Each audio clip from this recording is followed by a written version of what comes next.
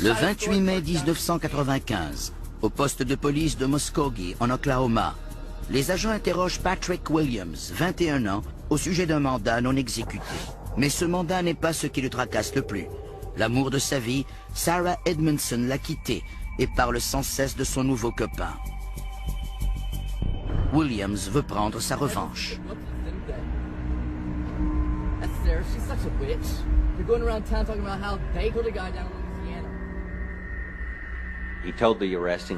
Il a déclaré à l'agent qui l'avait arrêté que Sarah Edmondson lui avait parlé d'un vol à main armée qu'elle avait commis en Louisiane.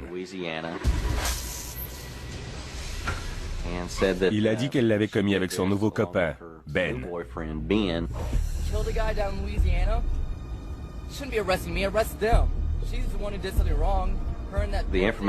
Ces renseignements ont été transmis aux autorités policières de la Louisiane.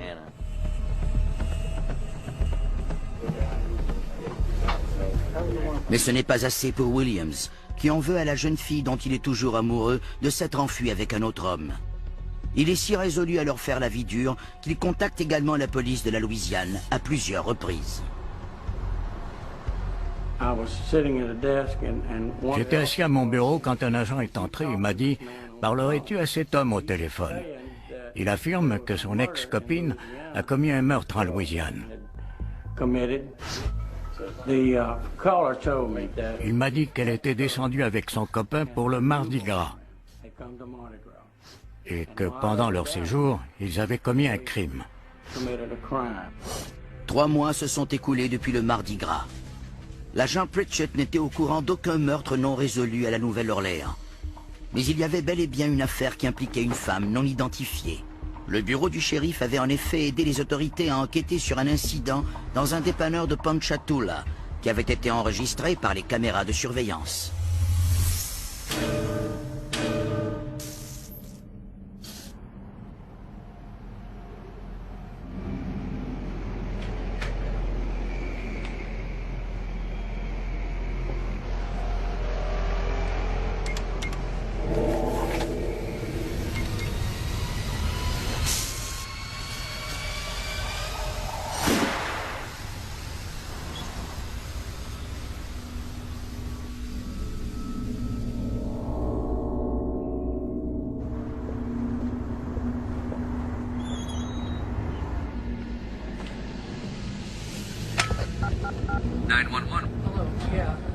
I'm at the Time Saver. This woman's been shot. You gotta hurry. I mean, she's really hurt bad.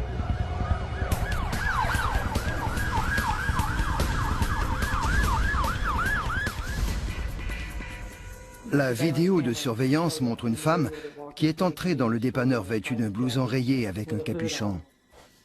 Elle a sorti une arme, elle a pointé vers la caissière, elle a fait feu et atteint la caissière.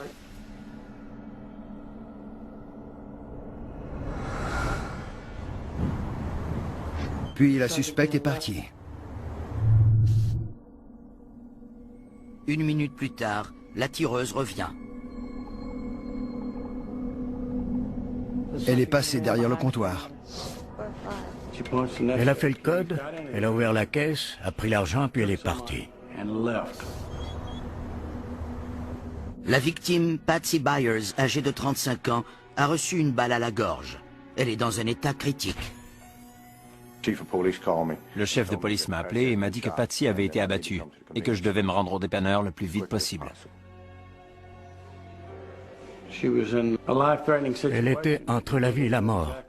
Pendant des heures, on ne savait pas si elle s'en tirerait. À l'hôpital, les médecins tentent de stabiliser l'état de Patsy Byers.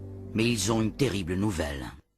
Le neurochirurgien est sorti et m'a dit qu'il ne pouvait rien faire, que les dommages étaient irréparables et qu'elle serait tétraplégique.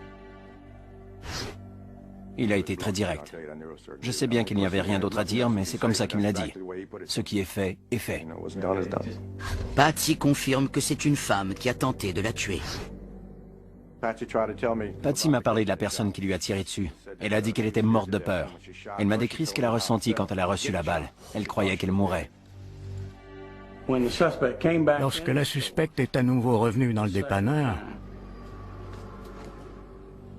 Elle l'a regardé au sol et elle a dit Aren't you dead yet?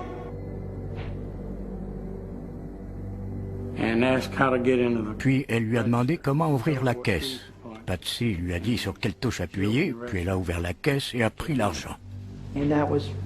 Pour nous, il était important d'établir à quel genre de personne nous avions affaire. Elle n'a pas été forcée de faire ça. Il semble qu'elle trouvait que c'était cool de le faire. Elle n'avait pas conscience qu'elle causerait peut-être des blessures permanentes ou qu'elle la tuerait. Patsy aurait pu mourir, qu'elle n'aurait pas montré plus d'émotion. Patsy a dit qu'elle avait fait la morte pour ne pas qu'elle tire à nouveau. Nous ne savions pas si notre suspect habitait le quartier, la région ou même les États voisins. Nous n'en avions aucune idée. Alors, nous avons demandé l'aide des médias. Nous leur avons donné des clichés de la vidéo de surveillance en espérant obtenir plus de renseignements. La police enquête sur de nombreuses pistes. Nous avons enquêté sur tout ce que nous avions, mais rien ne s'est avéré concluant. On est arrivé à un point où on ne recevait plus de nouveaux renseignements et l'enquête s'est mise à stagner. Jusqu'à ce que Patrick Williams les appelle 3 mois plus tard. Je lui ai demandé « Avez-vous une photo de cette femme ?» Et il a dit « Oui, j'ai une bonne photo. » Je lui ai demandé de nous la faxer. La femme sur la photo ressemblait tellement à la suspecte au capuchon de l'affaire Patsy Byers que j'en ai eu le souffle coupé. C'était elle. Elle était identique. La principale suspecte est maintenant Sarah Edmondson, âgée de 18 ans. Mais elle a des amis haut placés. Le chef m'a dit « Tu n'en croiras pas tes oreilles. La suspecte a de la famille en politique. » Si vous parlez des Edmondson à n'importe qui en Oklahoma, on vous dira qu'ils sont l'équivalent des Kennedy au Massachusetts. Sarah était la descendante d'une longue lignée de politiciens et de juristes honorables très respectés en Oklahoma. Dans l'arbre généalogique des Edmondson figurent de nombreux législateurs. Sarah était la fille de Jim Edmondson, qui à l'époque était juge de district dans le comté de Muskogee. Son oncle était Drew Edmondson, le procureur général de l'Oklahoma. Son grand-père, Ed Edmondson, avait siégé au Congrès. Et son grand-oncle, J. Howard Edmondson, était aussi sénateur et il avait été gouverneur. Armés d'un mandat d'arrestation de la Louisiane, les enquêteurs se rendent chez les Edmondson et informent Suzanne, la mère de Sarah, de la situation. Celle-ci est sous le choc. Nous l'avons interrogée au sujet de Ben, et elle nous a dit qu'il s'agissait de Ben Darris, le copain de Sarah. Ils avaient fait une escapade en voiture et ils étaient descendus en Louisiane. Les enquêteurs veulent mettre la main sur l'arme du crime. Sarah avait dit à Patrick qu'elle s'était servie d'une arme de calibre 38 qu'elle avait trouvée dans un chalet appartenant à son père. Elle avait affirmé avoir remis l'arme dans le chalet. Les enquêteurs demandent au père de Sarah de revenir à la maison. J'ai demandé au juge Edmondson s'il possédait une arme de calibre 38, et il m'a répondu que oui. Il était plutôt surpris de la question. Il a dit qu'il en avait une dans son chalet, près de Tahlequah. Ce chalet était situé à environ 40 ou 50 kilomètres.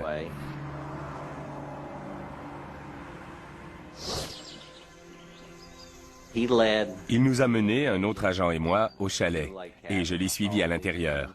Le juge Edmondson a sorti l'arme de sous un matelas.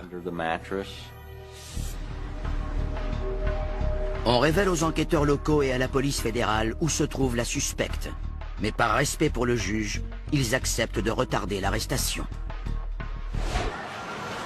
Le soir où les policiers sont venus les arrêter, Ben et Sarah étaient partis à un parc d'attractions à Tulsa, en Oklahoma.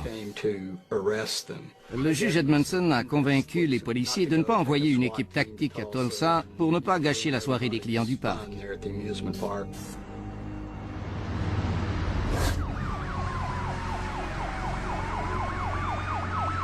Nous avons attendu dans notre voiture devant leur résidence.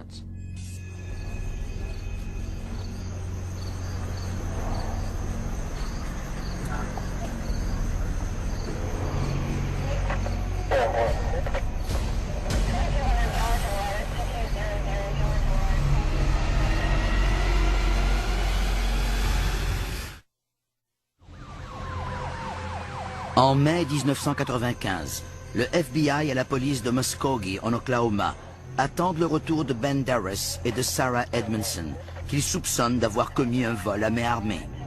Le père de Sarah, un juge très estimé, obtient la permission de lui parler. Don't be afraid. There are police officers here to arrest you for the robbery and attempted murder of a store clerk down in Louisiana. Ben will be arrested as an accomplice. You have the right to have an attorney present with you during questioning. Your mother... Il nous a assuré qu'elle coopérerait et que nous n'avions pas besoin d'une équipe tactique. Edmondson et Darris font face à des accusations d'utilisation illégale d'une arme à feu et de tentative de meurtre au second degré au cours d'un vol à main armée en Louisiane 3 mois auparavant. Un avocat arrive aussitôt sur les lieux pour protéger les intérêts de Sarah. Lorsque nous sommes revenus à nos voitures pour les emmener, Sarah a été abordée par un avocat qui lui a dit de garder le silence et de ne pas nous parler. Nous avons emmené Sarah et Ben au bureau des marshals de Muskogee pour traiter leur cas. Sarah a refusé de nous parler et n'a pas fait de déclaration.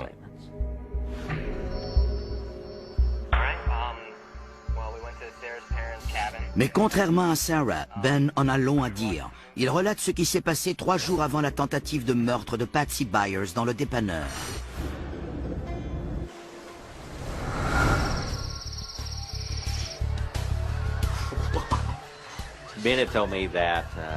Ben m'a dit que Sarah et lui avaient passé quelque temps au chalet du juge Edmondson près de Tahlequah et qu'ils avaient consommé de la drogue, notamment de la marijuana, de l'ecstasy et du LSD. Ils avaient aussi regardé des films, dont Fantasia. Le dessin animé classique de Disney est populaire auprès des consommateurs de drogue en raison de ses séquences colorées et psychédéliques.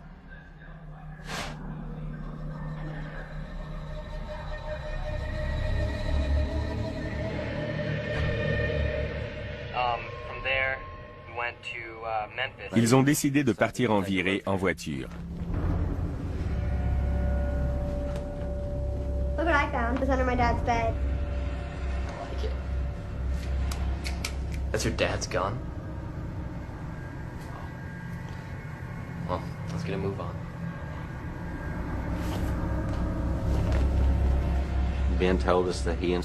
Ben nous a dit que Sarah et lui étaient montés dans la voiture et qu'ils étaient simplement partis vers l'est.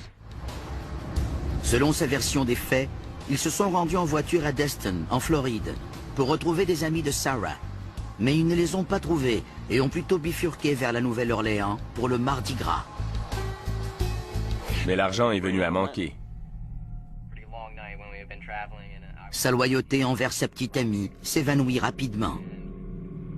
Ben nous a dit que Sarah avait suggéré de voler un dépanneur. Et ils ont commencé à essayer d'en repérer un. Finalement, ils ont trouvé un dépanneur à Ponchatoula, un endroit plutôt isolé.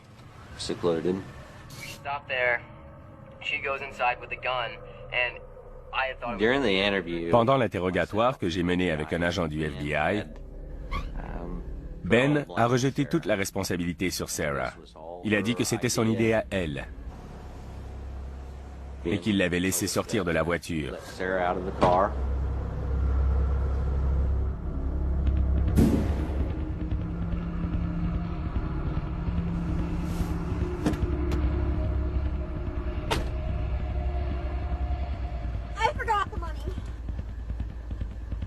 Go back in and get it. Don't go back in. I have to go back in. Sarah avait oublié de prendre l'argent et est retournée au dépanneur.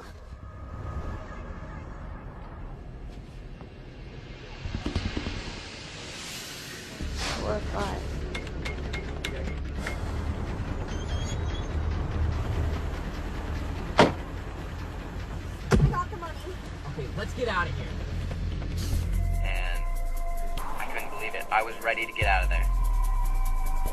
Darris déclare aux enquêteurs que Sarah et lui ont parcouru le sud-ouest avant de revenir à la maison. On avait l'impression que Ben avait omis un détail de leur escapade. Ce n'était qu'une intuition, mais on avait le sentiment qu'il avait oublié de mentionner un arrêt qu'ils avaient fait quelque part. Contre toute attente, les avocats de Sarah convainquent un juge spécial à la retraite de libérer Sarah de la prison et de l'envoyer dans un hôpital psychiatrique de Tulsa pour qu'elle soit examinée. La caution est fixée à 50 000 $. Ceci pourrait retarder son extradition vers la Louisiane.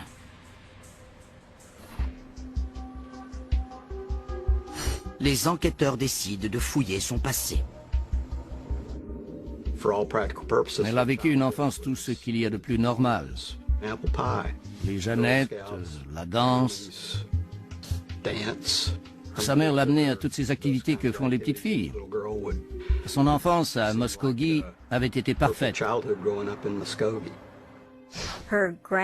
Son grand-père, dont elle était très proche, est mort lorsqu'elle avait 14 ans. Elle a très mal réagi à cet événement. Elle a aussi très mal réagi à la mort de certains de ses amis qui se sont suicidés ou qui sont morts dans des accidents de la route.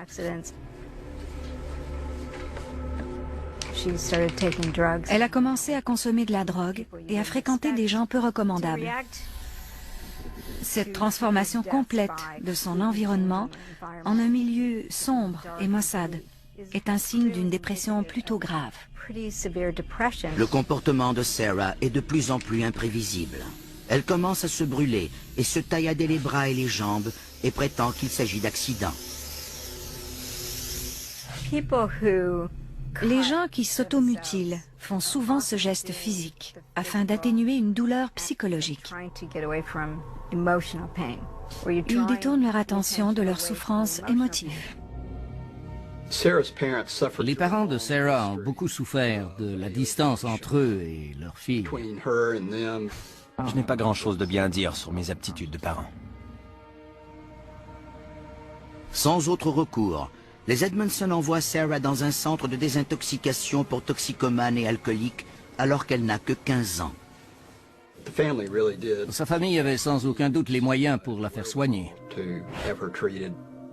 En apparence, le traitement semble avoir fonctionné. Elle était l'éditrice de la section éditoriale du journal de son école et elle obtenait de bonnes notes, elle était populaire à l'école. Mais en dehors des classes, Sarah Edmondson montre un autre visage. Lorsqu'elle n'était pas à l'école, elle prenait de la drogue, elle buvait et elle fréquentait des mauvais garçons. Lorsqu'on voit ce genre de trajectoire, une évolution du comportement, comme dans le cas de Sarah Edmondson, on sait qu'elle s'en prendra à elle-même ou aux autres un jour ou l'autre. Car lorsque la dépression s'aggrave et que l'automédication s'intensifie, ça ne peut qu'en venir là. Ses parents sont soulagés lorsqu'elle termine l'école secondaire et entre à l'université. Mais ses problèmes refont vite surface. Après seulement 3 semaines, elle en a assez. Il y avait maintenant 4 ans que Sarah fréquentait Patrick Williams, mais c'était une relation instable. Il était complètement obsédé par Sarah. Ça faisait plusieurs années que leur relation avait des hauts et des bas, mais elle s'est mal terminée. Les parents de Sarah ont même dû obtenir une ordonnance de la cour pour l'empêcher de s'approcher d'elle. Selon son père et d'autres qui la connaissaient, elle aimait fréquenter des parias. Elle les acceptait. Leur relation tourne au vinaigre. Après avoir travaillé pendant quelque temps comme serveuse, Sarah s'inscrit à une petite université à Tahlequah, à 40 km de Muskogee. Patrick Williams poursuit son harcèlement, mais Sarah tombe amoureuse d'un autre garçon au passé trouble, Ben Darris.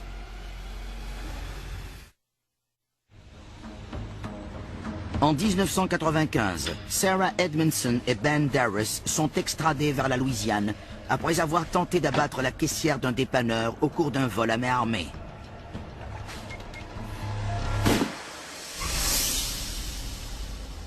Les policiers apprennent que Darris est issu d'une famille de la classe ouvrière à Ada, en Oklahoma. 3e de 5 enfants, il a beaucoup souffert du mariage trouble de ses parents. Ses parents se sont divorcés, se sont mariés à nouveau, puis se sont divorcés une seconde fois. Le père de Ben, qui était alcoolique, s'est suicidé alors que Ben avait 13 ans. Il y a d'étranges similarités entre l'adolescence de Ben et celle de Sarah. Ben avait des difficultés scolaires, il a abandonné l'école et s'est mis à jouer dans un groupe rock.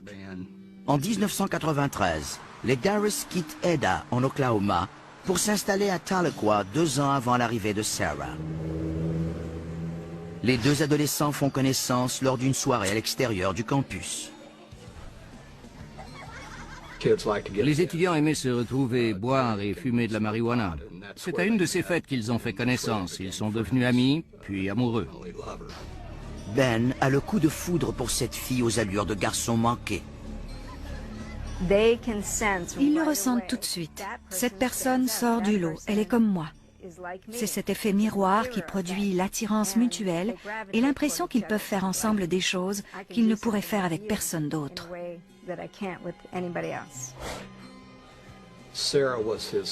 Sarah était sa deuxième petite amie et il est tombé follement amoureux d'elle. Mais cette relation est une distraction supplémentaire pour Sarah. 2 mois seulement après être entrée à l'université, Sarah abandonne à nouveau l'école. 2 semaines après avoir été libérée sous caution et après l'examen psychiatrique de Sarah, les 2 adolescents sont extradés vers la Louisiane. Une équipe d'avocats attend Sarah. Elle fait face à des chefs d'accusation de meurtre au 2e degré, de vol à main armée et d'utilisation d'une arme à feu pendant un crime violent. Pour sa part, Ben Darris n'est accusé que de vol à main armée. Pendant ce temps, au Mississippi, un avocat affirme défendre un individu qui désire résoudre une affaire de meurtre. Mais il refuse d'en dire davantage, à moins que l'on offre l'immunité de poursuite à son client. J'ai estimé que l'immunité était un mal nécessaire. Je n'aime pas accorder l'immunité. Le marché est conclu et la témoin principale est Sarah Edmondson. Une fois que le marché a été conclu, l'avocat de la défense qui représentait Sarah a révélé où elle se trouvait, qui elle était, et des enquêteurs de notre bureau sont immédiatement partis en Louisiane pour l'interroger. Ben Darris n'a fait aucune mention d'un incident au Mississippi lors de son interrogatoire, mais Sarah est prête à révéler ce qu'il tentait de cacher. Ça a confirmé ce que je soupçonnais. C'est-à-dire que Ben avait omis quelque chose pendant notre interrogatoire.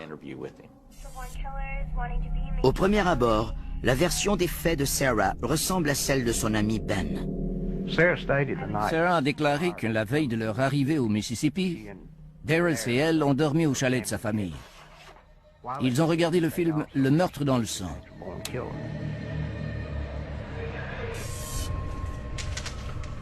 Le lendemain matin, avant de partir du chalet, ils ont pris une arme à feu appartenant au père de Sarah et une boîte de cartouches entamée. Sarah affirme avoir apporté l'arme pour se protéger de Ben, qui l'aurait étranglé la veille durant une relation sexuelle. Lors de sa première déclaration à la police, Ben avait dit qu'ils étaient partis vers la Floride, mais il mentait. Ils ont dit s'être rendus à Memphis pour assister à un concert du groupe Grateful Dead. Ils sont arrivés un jour trop tôt et ont décidé de reprendre la route vers la Nouvelle-Orléans en passant par le Mississippi. Sarah a déclaré qu'ils se sont arrêtés à Hernando pour faire le plein d'essence.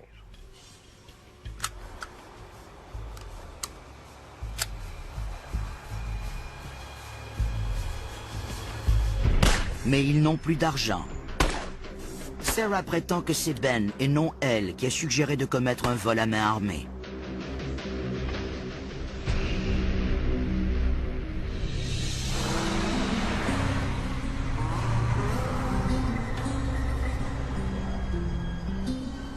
Il s'arrête à une usine de transformation de coton.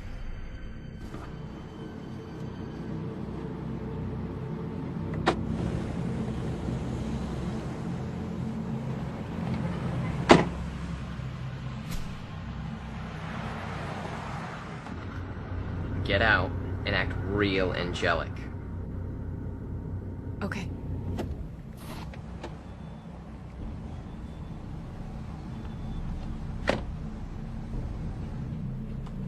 and we walked in, and he asked for directions.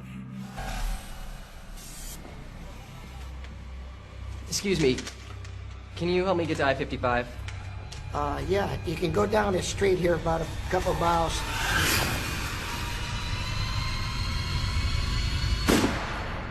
Des coups de feu ont été tirés. Sarah, get the wallet. Sarah, get the wallet. We have to go! Get the wallet now!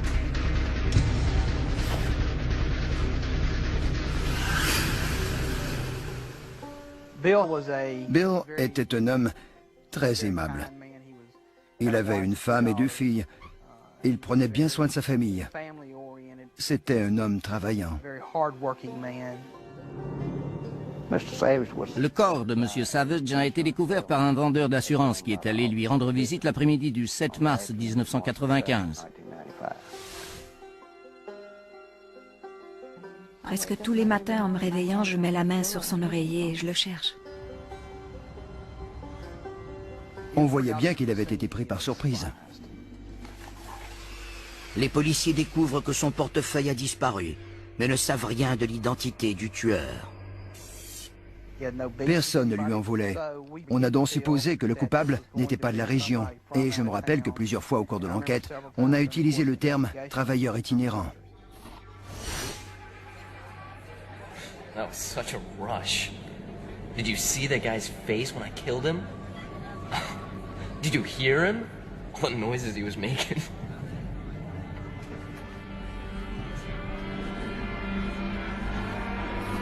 I was under his spell. He kept telling me... Sarah déclare aux enquêteurs qu'ils sont partis pour la Nouvelle-Orléans et qu'ils se sont arrêtés dans un motel bon marché.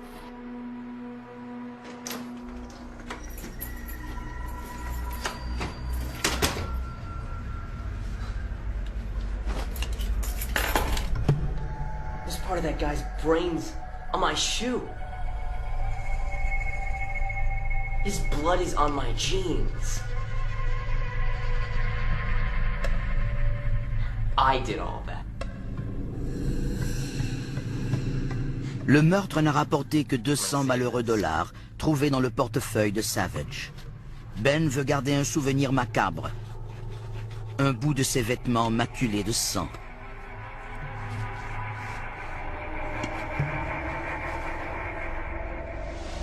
Selon Sarah, il lui aurait fait comprendre qu'ils étaient tout aussi coupables l'un que l'autre. I think you're right. I think you can do this. We're partners in this, right? Yeah. And I was scared, but I felt like I had... Il quitte la Nouvelle-Orléans et s'arrête à un dépanneur de Ponchatoula, en Louisiane. All right, Sarah.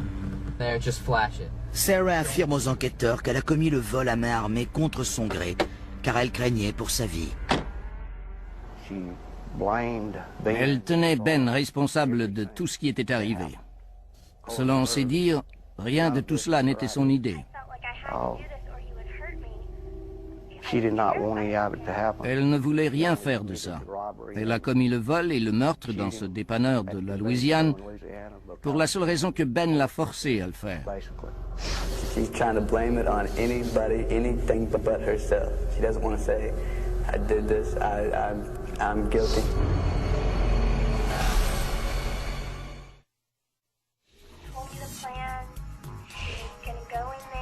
Sarah Edmondson a révélé aux enquêteurs que son copain Ben Darris a tué et volé un homme au Mississippi et qu'il en a tiré plaisir. Il a même gardé un bout de ses vêtements maculés de sang en souvenir. Mais Darris nie avoir commis le meurtre. Ben a déclaré aux enquêteurs qu'il n'était même pas avec Sarah à Hernando, au Mississippi, lorsque William Savage a été assassiné. Selon lui, c'était Sarah qui portait la culotte dans leur relation. Elle dirigeait toutes les opérations. C'était son arme qu'ils avaient pris au chalet et c'était dans sa voiture qu'ils se déplaçaient. À la question « Qui était le chef et qui suivait ?», la réponse variera selon la personne à qui vous le demandez. Et c'est le cas pour tous les couples de tueurs. Certains ont dit que ça devait être Sarah, puisqu'elle était la plus forte des deux. Sarah a dit que c'était Ben. Ceux qui connaissaient Ben ont dit que ça ne pouvait pas être lui, mais ceux qui connaissaient Sarah ont dit que ça ne pouvait pas être elle. Un mois après l'arrestation de Sarah et Ben, une de leurs victimes, Patsy Byers, intente une poursuite contre eux afin d'obtenir une compensation financière. La poursuite a été intentée à cause de la négligence dont Sarah et Ben ont fait preuve pendant le vol et en lui tirant dessus. When she come there and shot me, she killed Patsy Byers. And I think I'm going to be like this the rest of my life. I think she should be behind bars for the rest of her life. Elle resterait paralysée pour le reste de ses jours. C'était difficile pour tout le monde. Elle m'a dit qu'elle préfère être morte que d'être paralysée, ça. C'est dur pour moi. Elle est restée paralysée du cou jusqu'aux pieds en raison des blessures par balle infligées par Sarah Edmondson. Elle avait des jeunes enfants dont elle devait s'occuper et elle avait un mari. Une blessure comme celle-là a engendré plusieurs autres problèmes dans sa vie. Elle a dû avoir recours à des véhicules de transport adaptés, à un fauteuil roulant, ce genre de choses. La communauté tout entière a été sous le choc pendant des mois et des mois.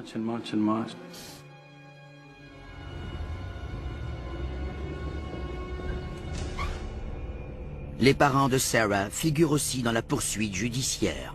Ils avaient laissé une arme dans leur chalet. Leur fille avait eu tellement de problèmes dans le passé qu'ils n'auraient pas dû laisser une arme à feu à sa portée. Sarah Edmondson a des avocats dans 3 États, tous embauchés pour la défendre. Pour sa part, Ben Darris croit qu'il y a une autre façon d'éviter de passer le restant de ses jours sous les verrous. Il décide de s'échapper de sa cellule de Tangipahoa. En octobre 1995, il joue le tout pour le tout.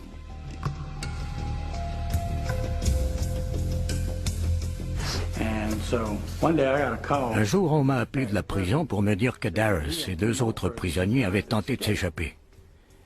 Ils avaient réussi à monter dans les conduits d'aération ou dans le mur. J'ai envoyé un enquêteur et il a découvert qu'ils avaient fait beaucoup de dommages. Il a donc été accusé de quelques autres délits. Pendant tout ce temps, il avait un sourire satisfait sur le visage. 5 mois après l'arrestation de Sarah et de Ben Darris, les procureurs décident que les accusés comparaîtront d'abord en Louisiane. Lorsque Sarah a admis avoir fait feu sur Patsy Byers, elle était protégée par l'immunité qu'elle avait reçue en échange du nom du meurtrier de Bill Savage. Ses avocats semblent croire que sa déclaration ne pourra pas être utilisée contre elle. Mais les procureurs de la Louisiane voient les choses autrement. C'était à proprement parler un aveu. C'était une forme de preuve très puissante que nous aurions pu utiliser pendant le procès. Et c'est pourquoi la bataille judiciaire a commencé. En tant que procureur de la Louisiane, étions-nous tenus de respecter l'immunité qui avait été accordée par les procureurs du Mississippi? Son aveu conduit aussi à un important retournement de situation lorsque des producteurs de films de Hollywood se voient ajouter à la défense. Sarah a fait une déclaration dans laquelle elle affirmait qu'elle avait consommé du LSD et de l'alcool et qu'elle avait regardé le film Le meurtre dans le sang à plusieurs reprises et que ce film avait contribué à lui faire commettre les meurtres. La poursuite impliquait 4 ou 5 producteurs ou maisons de production, mais Oliver Stone était l'accusé principal. Il fait d'excellents films, mais celui-ci représentait la violence de façon particulièrement explicite, et nous croyons pouvoir limiter ce type de violence.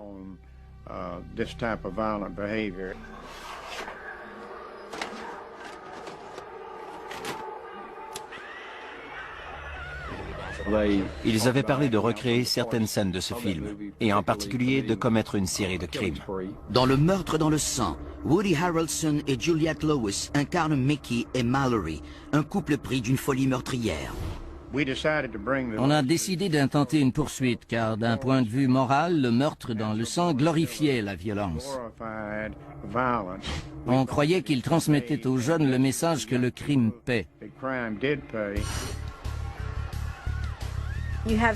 Ces deux jeunes gens avaient consommé de la drogue et regardaient ce film et ils se disaient « Mickey et Mallory consomment de la drogue comme nous. Nous allons faire ce qu'ils font. Nous avons la liberté qu'ils ont et personne ne nous attrapera. » Sarah Edmondson et Ben Darris avaient vu le film plusieurs fois avant de commettre leur crime. Patsy Byers, désormais tétraplégique et maintenant atteinte d'un cancer, accepte de fournir au procureur une déclaration vidéo dans laquelle elle décrit comment Sarah Edmondson a tenté de l'abattre. Elle était trop mal en point pour faire sa déclaration car elle avait le cancer. Et puisqu'elle n'avait aucune sensation physique, elle ne ressentait pas la douleur et le cancer s'était étendu à tout son corps. La veille de son témoignage, Patsy Byers meurt à l'hôpital.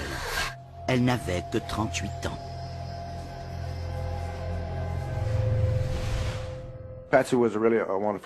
Patsy était une personne extraordinaire. Je l'aimais beaucoup. Elle faisait beaucoup de sport, elle adorait ses enfants et elle s'occupait très bien d'eux. Elle avait beaucoup de passe-temps, mais peu importe ce qu'elle faisait, que ce soit du jardinage ou autre chose, elle s'investissait à fond, puis elle passait à autre chose. C'est comme ça qu'elle vivait sa vie. Quand elle a décroché son emploi, elle avait l'impression que c'était la meilleure chose qui lui soit arrivée.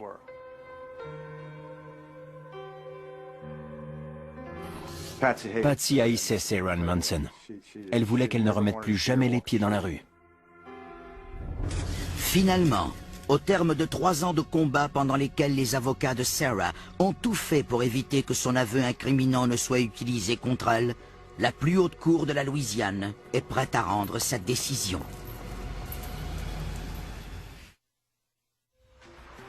En 1998, après 3 ans de bataille judiciaire, la Cour décide enfin si les procureurs de la Louisiane pourront utiliser la déclaration de Sarah Edmondson au cours de laquelle elle a avoué avoir tiré sur Patsy Byers, une déclaration qu'elle a faite après qu'on lui a accordé l'immunité. Cette affaire s'est rendue jusqu'à la Cour suprême de la Louisiane qui a finalement décidé qu'on pourrait utiliser la déclaration en cours. On ne lui avait pas accordé l'immunité. C'était le procureur du Mississippi qui l'avait fait. On avait donc le droit de s'en servir ici. On n'était pas tenu de respecter cette immunité. La Cour suprême a fini par nous donner raison. Peu après, Ben Darris conclut lui aussi un marché avec les procureurs du Mississippi afin d'échapper à une peine de mort possible et en échange d'une peine de prison à vie, avoue finalement avoir abattu Bill Savage. Nous avons rencontré la femme et la famille de Bill Savage et nous leur avons présenté toutes les possibilités que nous avions pour le procès.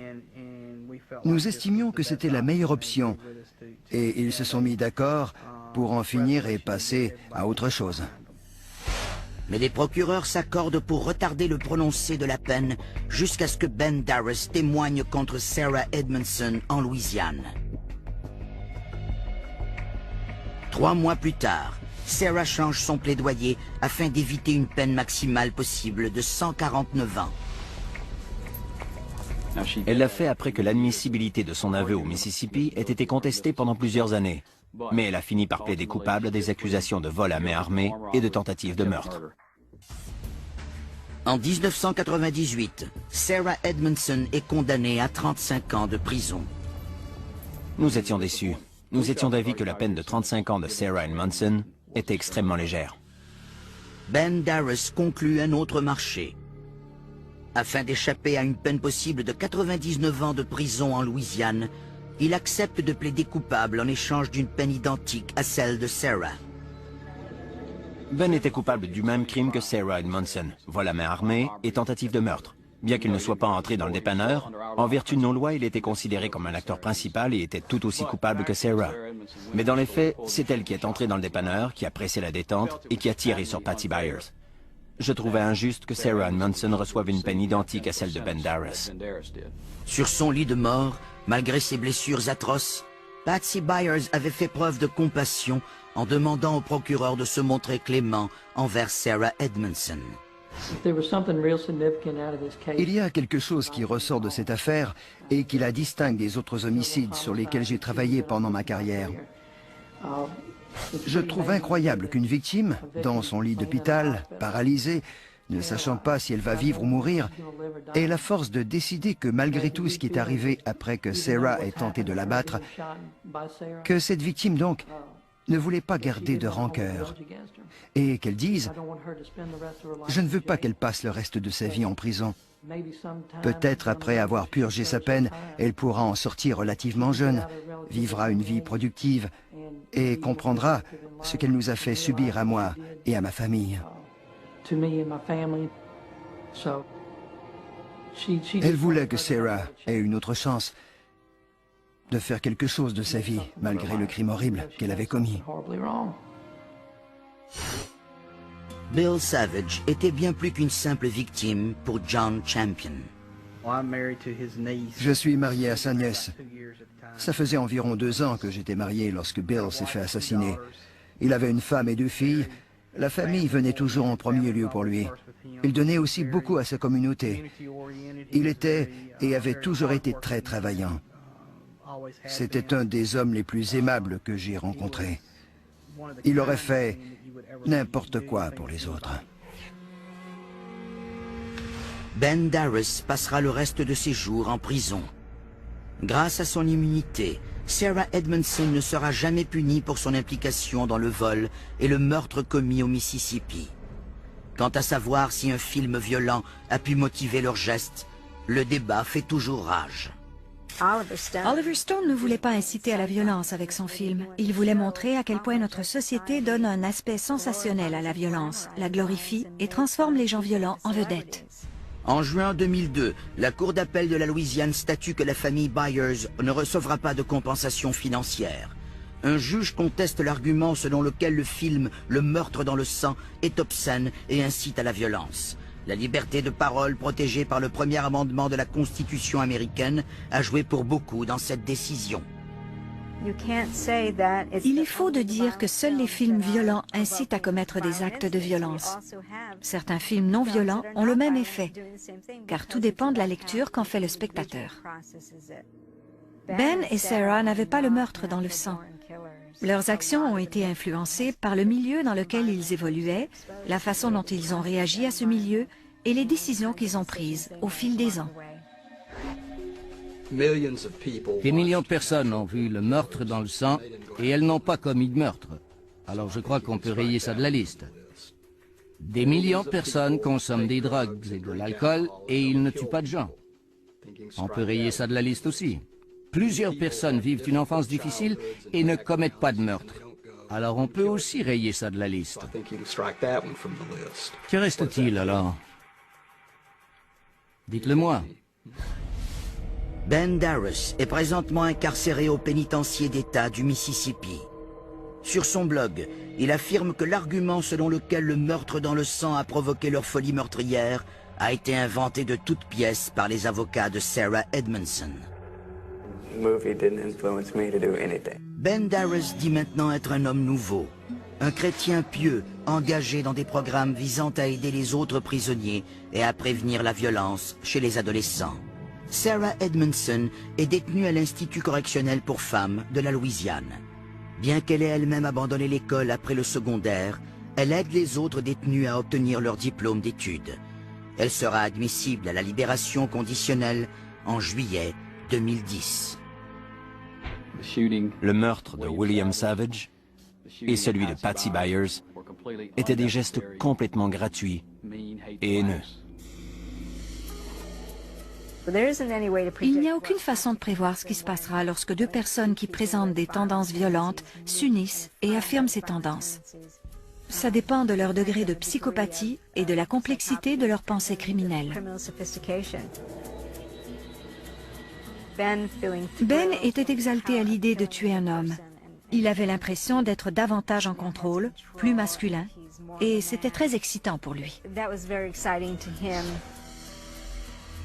Sarah Edmondson était clairement influencée par Ben Darris. Je ne crois pas qu'elle aurait commis un meurtre sans Ben comme facteur de motivation.